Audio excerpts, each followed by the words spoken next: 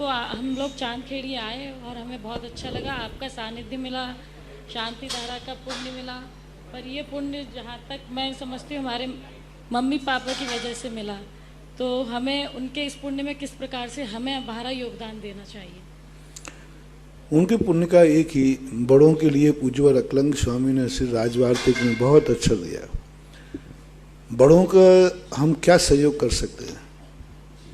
तो उन्होंने लिखा कि शिष्य पर गुरु का उपकार तो होता है, गुरु पर शिष्य गुरु के लिए क्या उपकार करे? मेरे ऊपर तो उपकार है, मान लो गुरु है तो शिष्य पर उपकार, शिष्य क्या उपकार करे गुरु पर? तो उन्होंने एक ही शब्द कहा, उनकी भावनाओं को, उनकी आज्ञाओं को सफल कर देना ही गुरु के ऊपर उपकार होता है।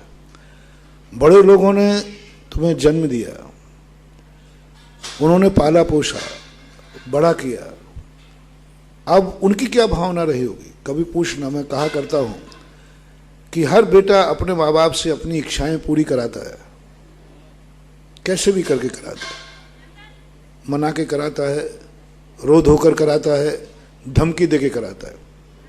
दुर्योधन जैसा है तो धमकी देके कराता है अपनी इच्छाएं, लेकिन कराता है और माँ बाप करते भी हैं।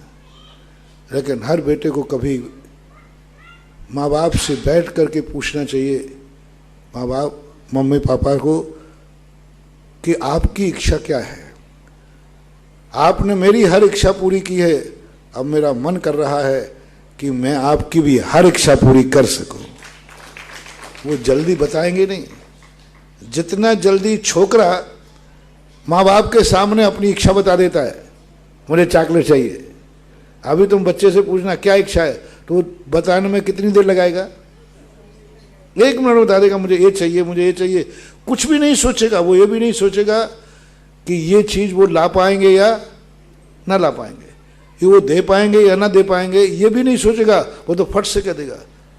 माँ बाप बड़े लोग जो होते हैं भी इच्छा जल्दी नहीं बताएंगे, उसके लिए तुम्हारे लिए भी बहुत धमकियां देना पड़ेगी, धमकियां देना पड़ेगी कि मुझे आपकी इच्छा बताओ कि मेरे प्रति आपकी क्या इच्छाएं हैं। मुझे जन्म देने के पहले आपने क्या इच्छा की थी? क्यों जन्म दिया था? क्यों मुझे पाला था? क्या तुम्हारी परिणाम थे?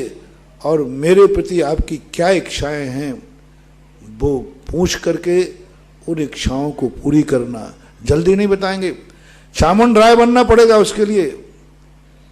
माँ की इच्छा जानने के लिए चामुंड राय ने आमरण अनशन की घोषणा कर दी कि यदि माँ तू अपनी इच्छा नहीं बताएगी तो लो, मैं आज से अन्न जल का त्याग करता हूँ। और बैठ गया ध्यान, मैं अन्न जल का त्याग करता हूँ। नहीं बताएगी तो बताना पड़ेगा। तब माँ को बताना पड़ा और इच्छा का परिणाम है गोमटेश बाहुबली। तो हमें उनकी इच्छाएं जानना है। कैसे जानना है? ये कला आपको आना चाहिए, शिष्य को ये कला आना चाहिए कि गुरु की क्या इच्छा है, गुरु ने मुझे दीक्षा क्यों दी, गुरु ने मुझे क्यों पढ़ाया, गुरु ने मुझे संस्कार क्यों दिया, गुरु महाराज ने मुझे व्रत क्यों दिया।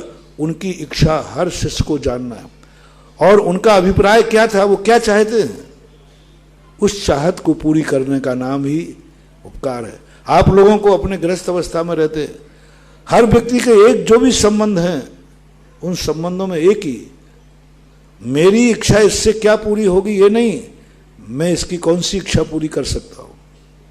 तो माँ बाप की इच्छाओं को जानने का प्रयास करो और जो वो तुम्हारे प्रति भाव करते हैं वैसा बन के दिखाओ, वैसा करके दिखाओ।